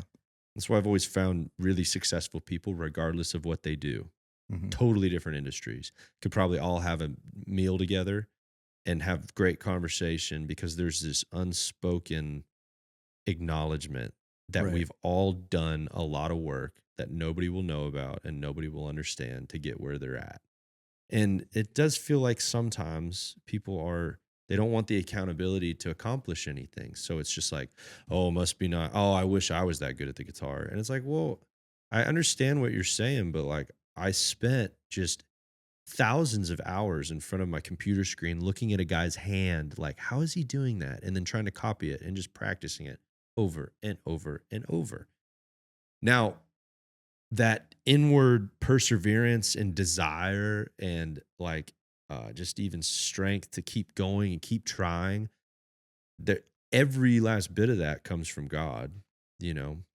And yeah, some of us have certain other little talents and stuff, but yeah, like what It's- you do with it and the work you put in, you know. It's interesting. It's interesting to say that. It makes me think of, so, typically, if you were to present yourself as if like I just rolled out of bed and this just happened, it seems like that's more advantageous from a fan standpoint. They want to see that. They don't want to hear about the work you put in. And what you said made me think, I wonder if the psychological reason for that is because then they realize that like, oh no, it's not that they worked harder than me. They just rolled a bad They got bed. lucky. They got lucky. So you're better off presenting yourself as the one that got lucky rather than telling everybody, no, I've been working my ass off and this has been going for, 10,000 hours of just like whatever. Because that's not special. No, and it makes the other people feel insecure for not doing the same thing. So yeah, maybe we should cut that part out. It's like, it's genuinely like they don't want to hear about that. We need to keep it that a secret. Some people like to understand the hard work, and a lot of people, because they've accomplished a lot in their life, they already know. Like if you're doing something, it's like, oh yeah, that guy worked hard. Well, and it's part of my, I guess you could say, deficiency of. I realize certain things are more advantageous from a entertainment or a showbiz presentation thing, but I just can't play along with so many things. I just can't help myself. I just have because to me it's just like the core of what I want to get down to is just like most raw truth of something, And so it's just like it's hard for me to not just say it. That's why it's very frustrating and like you feel like Holden Caulfield a lot of times from Catching the Rye because you see so much bullshit all the time, all around you. And I realize that like people don't want to hear you acknowledge that that things are a certain way. Because yeah. So for instance, like the idea of you being able to write with like a lot of big artists and collaborate with a lot of big artists, had a lot of success doing so. It's almost like from a marketing standpoint, the story that you tell from that, like, well, like you had that massive song with Whiskey Myers, the Bury My Bones, right? Mm-hmm. It's like from a marketing standpoint, it might seem more interesting for the story. Like, how did that come about? And you just, oh, I don't know, man. We were just like walking down, whatever. We were hit each other. We were going to the bathroom at a bar, and it was just like, he said, "Hey man, like, I just like want to bury my soul," and then I was just like, "No, bury my bones." And then we went in the back room and wrote that song. Right. That is actually exactly how it happened. I No. look, that's the only reason I brought it up, because we're all about authenticity. That's right. Okay. That sounds better than like unpacking. I mean, just even to get to the point to get into the room with him, like there's so many unspoken things you had to do in practice and preparation, and nobody really wants to hear about that. No. And preparing for the moment. Like, Right. Well, that's the thing is like you might just be in like John came over to the house. He lives right across the river from me, and he came over and it was the first song we wrote together. But so it was very your typical. You just write you write a song. He brings an idea, we hammer it out, but what you don't see is like in the lines of the song. You could have the flashback in your head of the experiences that you had, and that's actually like how you wrote the song. That's the real part of it. It's the montage that's going on in your head of these memories that you're pulling from in order to like relate something in your life to make it relatable for other people and to tell this story in the song. Or it's just the reading about something that inspired something, or where you were, it all kind of plays into it. And so John Jeffers is a great songwriter and very underrated songwriter, because I think he could be a front man and star in his own, be a star in his own right. He is in a band, and he is in Whiskey Myers, but I think he could just be a solo artist as well and he sings great and he writes great songs, great guitar player. So that one came together pretty quickly, pretty easily. It's good when it happens that way. yeah, for sure. But I guess what people wouldn't see is like, you don't just, it didn't only happen because you just live in close proximity Right. to him, Right. and the amount of work and preparation that goes into even have that opportunity, get the time of day, I learned early on, I think it was Dean Dillon or someone that said, I know you've written a million George Strait songs and so many great songs, Tennessee Whiskey and stuff. But I think it was him that said, in order to like be a good songwriter, you got to write like 100 bad songs first or something like that. Or maybe it was 1,000 or something. And so I just remember thinking like, oh, well, I'm just going to write 100 bad songs as fast as I can then, and then, and ironically, it does make you a lot better writer, and and out of those first 100, you get a handful of them that are worth like working on, or maybe you finish one that's pretty dang good. And so, I just think getting out of the judgmental part of your brain and just being able to write like that is just but we're in such a place right now where I think writing about things that are, unpopular or very particular, I think it's a valuable thing because as you see things get more and more generic, I think it's important to have the most unique perspective that you can, and to say things. We're also at a time where like, they call it Americana, right? Like, but it's not really Americana because it doesn't really represent all Americans. It's more like wokeicana. It represents, a very particular political slant. I'd be really curious if you went to the Newport Folk Festival and looked at the lineup and said like, well, let's see, how many is not just diehard lefties on this thing, and because that was the hip thing to do for a while. Yeah, it was just be super liberal. It's to be super super liberal, and like I like it. I like in America where you've got both sides and people can have discussions and argument. Like I love talking to people that like are totally opposite ends of the spectrum politically, because oftentimes I will like it'll just confirm what I was already thinking. Like, yeah, no, that's right. And every now and then there's some nuance that I go like, well, if someone had that life experience, they might feel that way about it. So I still might not even agree with them, but I can have some, understanding of maybe what they went through. And it just became to the point where the industry itself is just so woke, and so I think it's important to. I kind of looked around. I wrote this song, 2+2, and it was just basically just like all right, well, someone's got to say it type thing, because I would start seeing people just ridiculing the people that come to my shows. A lot of them, the type of person, and then the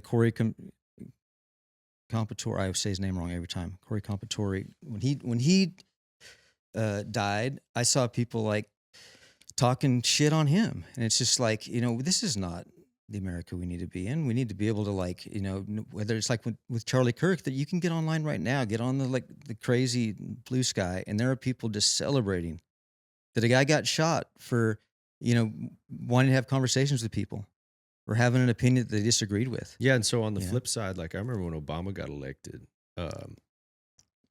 like I remember there was people culturally around me. Like I remember not a lot, it wasn't common, but like even just hearing stuff like, man, something needs to happen, someone needs to take him out or whatever. That's crazy. Like at that time I was like, that's insane. Yeah. You're freaking nuts. Even though I don't agree with pretty much anything that guy stood for. Mm-hmm. Like that's insane. Yeah. Or like if Biden got killed or something, like when he was in office, tragic. I would not, like that's such a bizarre way of living life. But when you paint an opposite opposing side as evil, the essence of evil, then that's what you can fall into. And at times evil does exist. Like I guess I struggle with the idea of like, if I lived around the time of Hitler, would I have been hoping for his death? And like, yes, probably. But I don't know, I guess in the American context, lacking the discernment to realize you're just getting whipped up into a frenzy. Right. The other side's not truly evil. I try to even encourage people that I do believe that there are things that the left stands for nowadays that I define as evil, but I don't think the people are necessarily evil. There's evil people that exist on both sides of that spectrum. And like, especially from the Christian perspective, I find it weird that we get so angry at people on the other side of the political spectrum, where these people admittedly are like atheists and they're just like totally lost spiritually. Mm-hmm. And we have such like anger and vitriol and surprise that they adhere to such bizarre like beliefs. And to me, like reading my Bible, it makes perfect sense. Yeah. I'm like, oh yeah, they're lost. Like their eyes are closed. Their eyes haven't been open to the light. It makes sense. So like, if anything, I want to show them more compassion and empathy Mm-hmm. and love and understanding. Yeah. Because they're just like, they're left to their own devices. Of course Right. That's exactly what my Bible tells me. Right. Yeah. Like they're going to be totally lost and they're going to think truth is not true and everything's going to be backwards. Exactly. 2 + 2 is going to be 5. It makes total sense. So like, why be angry at them? Well, and in particular, when you've got, Now, there are lines that I'm like, okay. Of course, when and you you're- start messing with and kids and stuff, I'm like, I'm of freaking, course, yeah. There's a, particular when there is a very unprecedented, powerful influence regarding with social media and things like that to sway people and condition minds. I mean, I've got to constantly be checking all of my views if they're like politically related, to make sure that like I'm not being like conditioned in any way, because I know that like, well, if they can condition people, so you've got to be challenging your ideas all the time, and because it's like if you, from the time you wake up to the time you, all throughout the day and the time you go to bed, and then probably even at night, there's something trying to condition you in some way, So it's just like, I don't. That was kind of the weird thing, and I think people expected me, or maybe thought that like during like I had a song, and kind of this big thing in Tulsa, that show was canceled, and there's kind of this like a lot of people angry at me over a song, and wait, hold on. You had a show canceled because of the song? Yeah, it was we had a place I'd booked in Tulsa, pretty regularly every year we'd play it. It was kind of the place I'd play when I play Tulsa, and so they knew exactly what what my show was gonna be like. I had one song that wasn't even released yet. It was just like a video of the song I'd played, and they heard it and it objected to the venue did. The venue did. Wow. The content of it, and we got word that like they were not happy with the song or whatever. So Tiffany had reached out and said, "Hey, heard there might be some issues with the song. We've got a show like next month. Just want to make sure we're cool. Everything good. And they're like, oh yeah, totally cool. It's all great. This venue prides themselves on artists, being artists, and kept selling tickets, and I guess it was 2 weeks before the show, they just called it cancel the show. It's our annual Christmas and toy drive show that we do every year. It's always been a success. Usually sells out every year. It's a great thing. And we're like, basically because of some of the lines in the song, and it's just like, so we never had anything like that happen, particularly something when they were familiar with the song and knew about it, was continuing to sell tickets. We probably could have like got legal about it, but at some point you just go like, I don't want to, it's a headache to do stuff like that sometimes. And so a lot of people in Tulsa just kind of like, they kind of freaked out about it,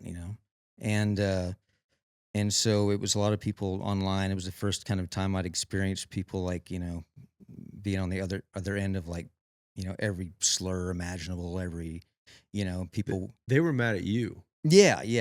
They were mad. I mean, I had a lot of people that were on my side too. When I say they, I mean the people that were more the venue and the regulars of the venue, not my typical crowd. My crowd was totally, gung ho in support of it. Anyone that was for free speech was in support of it. But it was just, but that was the first time I'd had people like actually try to, they just try to just say the things that they thought would be the most hurtful or like, violent type stuff, and, or just call you this or that. And, but I didn't, and nor do I hate them, I didn't respond back in kind. I just like, I try to keep things respectful because I view it the same way. Like these are people that believe like a man can get pregnant, and it's just like, I don't think it's crazy to say that like, a man can't get pregnant, and like there's got to be some baseline sanity that we all agree on. We're not in the weeds here. This is like core stuff, like, and so and if somebody believes that, I'm so sad. Yeah, for them. And that was my feeling too. It's the same, and a lot of these things, like a lot of these, I think the biggest thing, the biggest part of the song that got riled people up, was just like, I don't believe that if you're under 18, that you should just a kid should be able to go like have surgery to become, in their mind, another sex. I just think it's a cruel thing that we will look back on in the years and go like, what the fuck were people thinking? Why did they let a 12-year-old kid, get castrated and sterilized? And, it's just like, because he thought that week that he was a girl, And in like the professional world of psychiatry, it's still considered a mental disorder. Yeah, right, exactly. So. Yeah. And there's such big money in that. And what happened is I had a friend tell me before and this friend is actually someone that was that's a woman that went through to transition to be to transition to feel more like a man with their body. This is also even hard to even like navigate the dialogue of it because it's all just so like bonkers to me. But a great person though, was and so what this person had told me is that basically the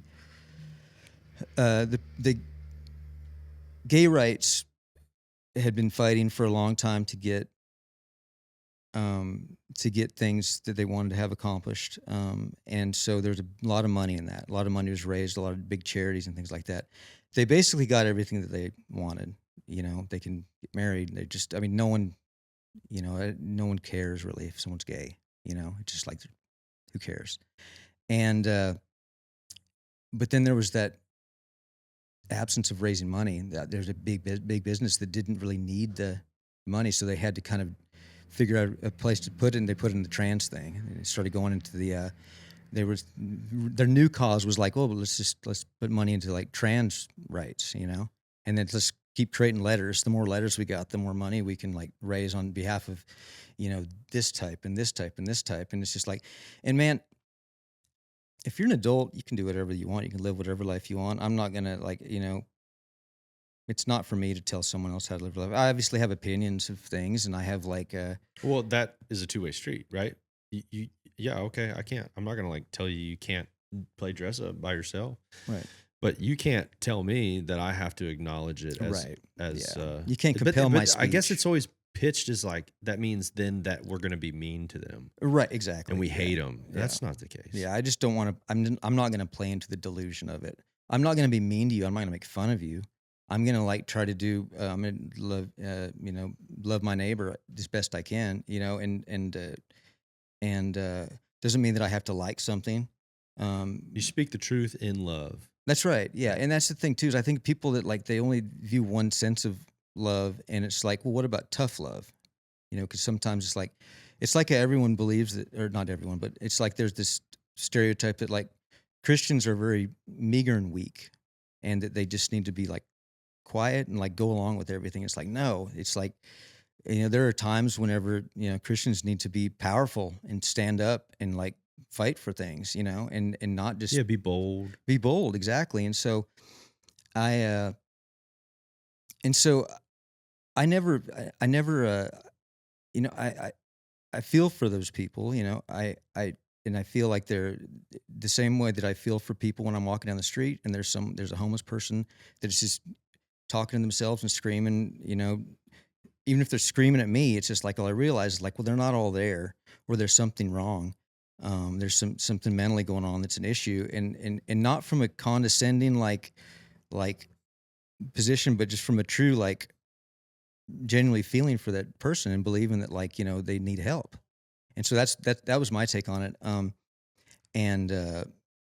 But people are only they're gonna, if they want you to, in their mind they wanted you to be a certain thing, they're just gonna double down on that. Well, yeah, in So, this venue, I mean, it's a private company, and like if they told you had to play on stage with your shirt off, it's like, and you don't agree to that, it's like, okay, then don't play here. I mean, it's a private Right. business. yeah. If they say we don't allow shoes in here, Right. I mean, it's their property. Okay, I can get down with that. Yeah. I mean, The left wanting to cancel and shut down speech on the right is something I very much so disagree with.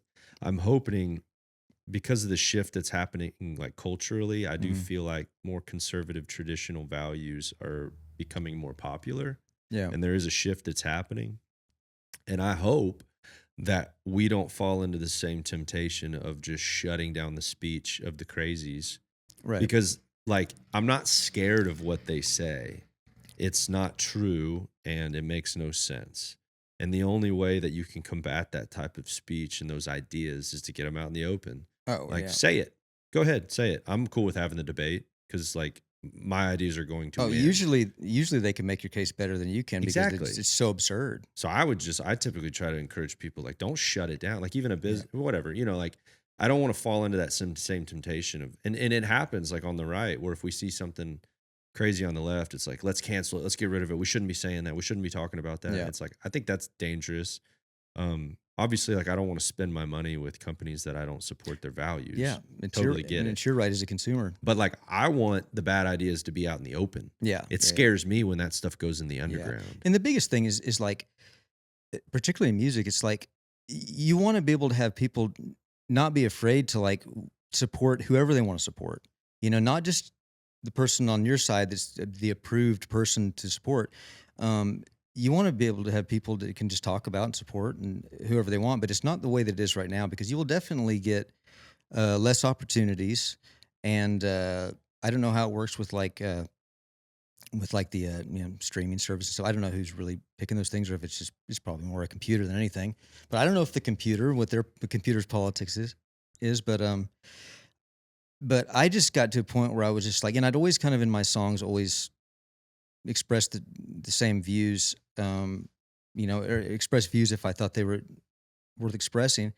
It just became with that particular song, we were just at a time where they could not be as cryptic or as poetic as maybe they would have been before. They needed to just be brass tacks. Well, yeah, I mean, because you just put out the Charlie Kirk song. And that too, yeah, and the Charlie song too. What's it actually called? The Senseless Death of Charlie Kirk. Yeah. Senseless Death. And that was an interesting thing too, because so when that first happened, at first, like everybody, I was, it was a shocking thing. You just can't believe you're watching on TV, and then you're watching like the footage is horrific. And then you get angry, and then you're like, let's just go to war. Let's just start the Civil War now. You just get angry, and then you realize that, like, well, that's exactly like what the devil wants to happen. Well, and the very reason his death was so powerful was Right. because he was just The engaging reaction in a peaceful Yes. manner. And then the reaction to it, I thought was a super powerful thing. Crazy. Are you talking about the forgiveness thing with his Oh, wife? yeah, Eric is, yeah. Oh, dude, I cried on my porch. It was just powerful. yeah. So powerful. There was one other time. There's a video, has nothing to do with it, but it's this old man that there was the Green River serial killer or something. He was from like Washington or something like that, Oregon, and he like abducted and like raped and killed a bunch of girls, like, and it was insane. And at his sentencing, where the families get to address the person or whatever, this old man got up there, and it was one of his daughters was one of the girls that this guy did this to, and he gets up there and talks about how like it's really tested his faith and what he claims to believe, but he's commanded to forgive, and he was like, so I forgive you. It gives me goosebumps talking about it. It's on, I'll send you the video. It's crazy. And he's like, I forgive you. And this dude had been stoic the whole trial, like no emotion, and he just broke down in tears. Powerful. The rapist guy. Just it was just such a supernatural act. I mean, the guy raped and killed his daughter. Yeah. And then he's up there and then everybody else that talked to this guy was telling him, like, you're going to burn in hell. I hate you forever. Like all of that, which are, I mean, I understand those feelings and emotions. This guy forgives him. This guy breaks down in tears, right? And the only other time I've seen that type of like supernatural forgiveness, like in that type of format, was her saying, I forgive you. Like, man, what a striking difference. I think it'll open up a lot of people's eyes in the reaction, and I guess, for lack of a better words, I'll say the right's reaction to that, because that if it had been the other way around, cities would be burning. It's already has already happened. Yeah, we know. Yeah, we know exactly.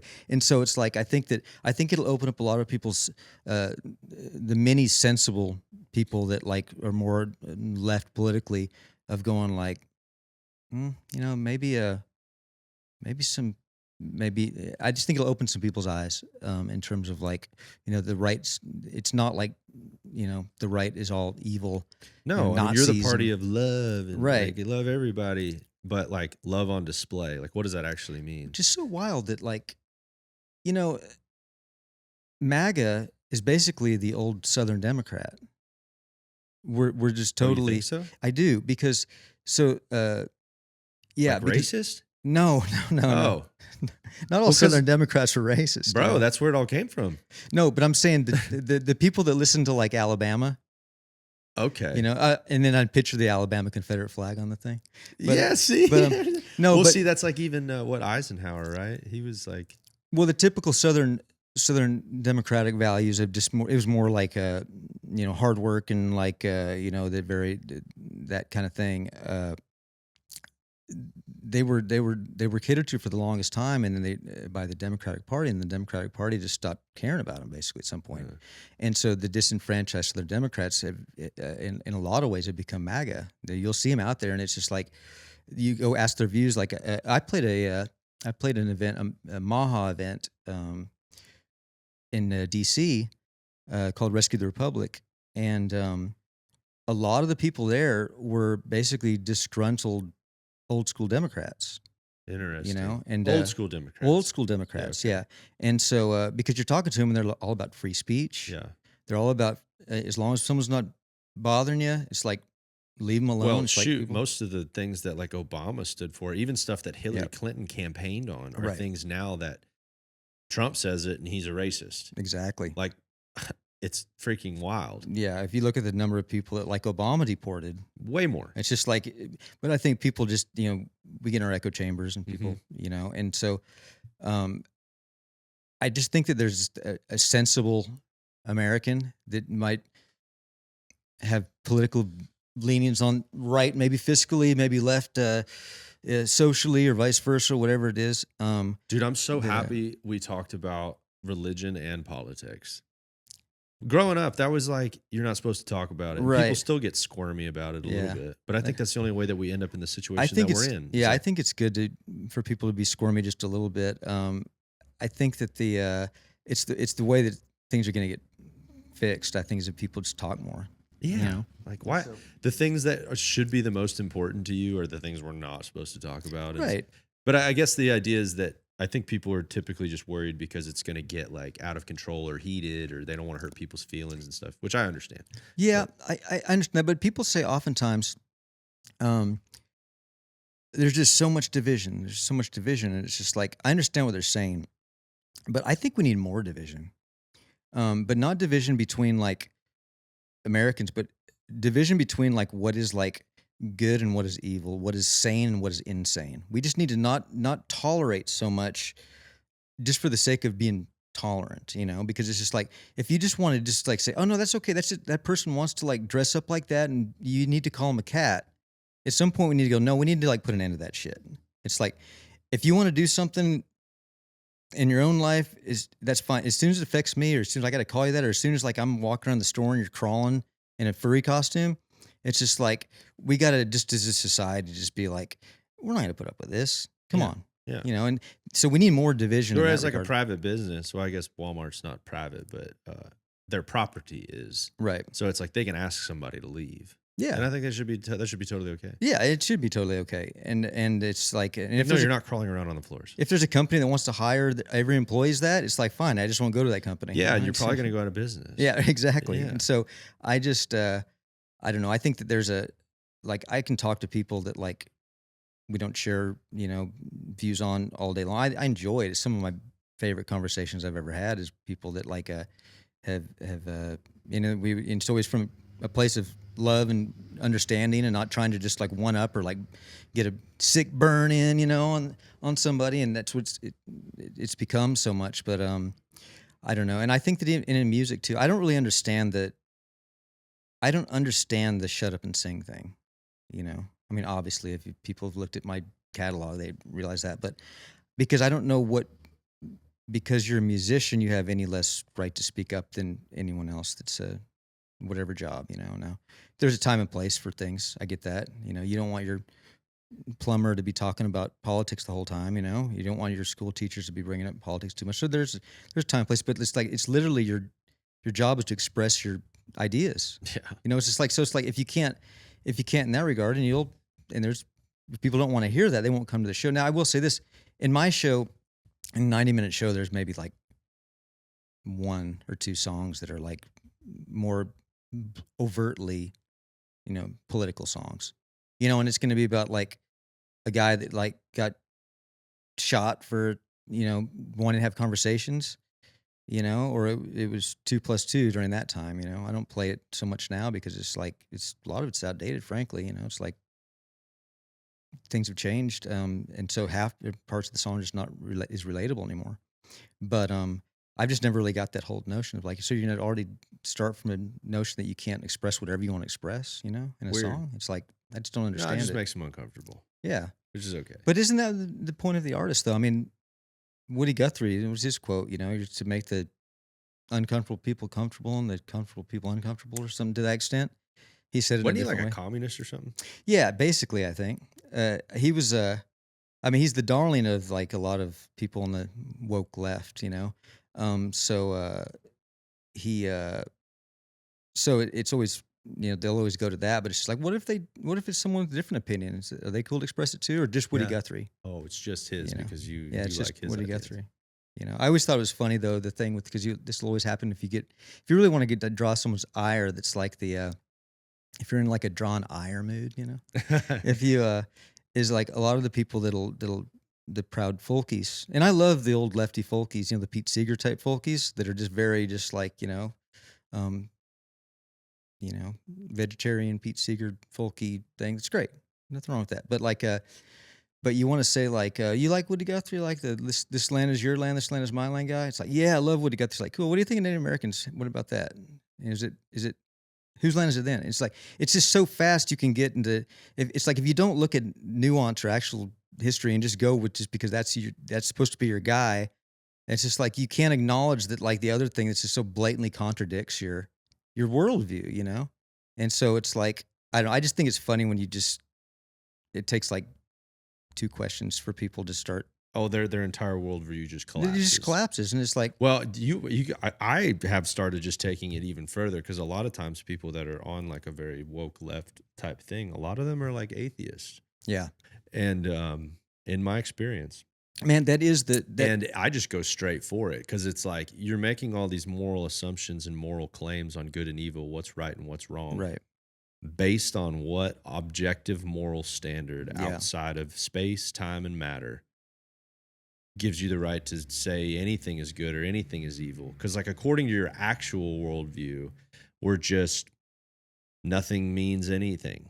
Right. Like, we're just crawling around on the face of the earth and we're just protoplasm bumping into other protoplasm, and there is no good. There is no objectively eternal Right. righteousness, judgment. Nothing means anything. Like, objectively, how do you say Hitler was wrong in your worldview? You can't. Like, the honest atheist, and all the scholars have talked about it, like, they can't objectively say that it was wrong. It's always just subjective. And that's not my worldview. I believe that there is objective morality. So it's like their entire thing crumbles in and on itself based on their spiritual. And I think everyone at their core too, you've got to, like, you may not say you believe it, but you know, their actions. yeah, They say one thing, Yeah. but then they say everything is meaningless and there's no purpose, and Right. we came from nothing and we go to nothing. But all of their actions and the way that they live their Are life contradictory. shows purpose, meaning, righteousness, judgment. Well, I think that's where the woke thing is really, it's served that need for people that, like, they needed that religion. They needed something to be their God. And so they don't want to acknowledge the actual God. They would just rather lean into the woke virtue system of religion. You know, it gives them that, and that's why they get so heated so quickly. It's just their whole thing is revolved around how virtuous they are to their tribe, and you know, it is a religion to them. And Yeah, it's like, what a counterpoint. I mean, even with what we were just talking about earlier with the gospel, where it's like all their thing is about virtue signaling and showing how good they are. Ours is about, like, acknowledging I'm not good. It's because Right. of what somebody Yeah. else did for me that I even. yeah, humility. Yeah, Yeah, that is fascinating. yeah, Dude, I could talk to you forever. yeah. Yeah, Man. sorry we didn't talk about your music more, but you have a new record out, Ranchero. Yeah. Put it out New Year's Day this year. Yep. Yeah, So, yeah. Oh, okay, so it's almost a year old. Yeah. Yeah. Yep. that's Which right. nowadays that's like a decade old. Right? You It know, used to be like record 2 or spans 3 are years. about a month if you get a month of relevance, and then it's basically just like your diehards are going to be. into it. I put out a new record last Friday, and I had somebody comment the other day and say, "When do we get new music?" That's right. Oh my god! Yep. That's It right. took me 2 years to, like, come up with that stuff. Right. you Well, know? it does. It in a sense, it does make you kind of maybe labor a little bit less and just focus on the important stuff on the record. Maybe not cue in on a snare drum sound too long. It's just like, because it's like that snare drum will work, move on. You know. I can't do it. Yeah. got I it. can't either. But I keep if I keep telling myself this, I think it'll start soaking in. Maybe Yeah, you know, totally. let it go. Totally. But Well, it was great to yeah, meet you, man. Oh man, great talk. Yeah. Yeah, enjoyed y'all it. go listen to all of his music. I mean, he's been a part of a bunch of Cody Jinks songs, Whiskey Myers. I mean, all sorts of different artists, and you make dope records yourself too. Thanks, and I man. love, like, the producer, engineer, songwriter types. Those are like those are my favorite. So Awesome, dude. yeah, so thanks for doing this, man. Oh, thank For you. real. Enjoy the talk. Adios, y'all. What's your sign off? What would your sign off be? I don't know. What do you mean, You have to look at the camera and say something really, really inspiring. Oh, right over here. Stare deep into their eyes. What would my sign off be? I don't even know. Gang, gang, Yeah, gang, exactly. gang, baby. Yeah, Theo's already got that one, I guess. Hell yeah.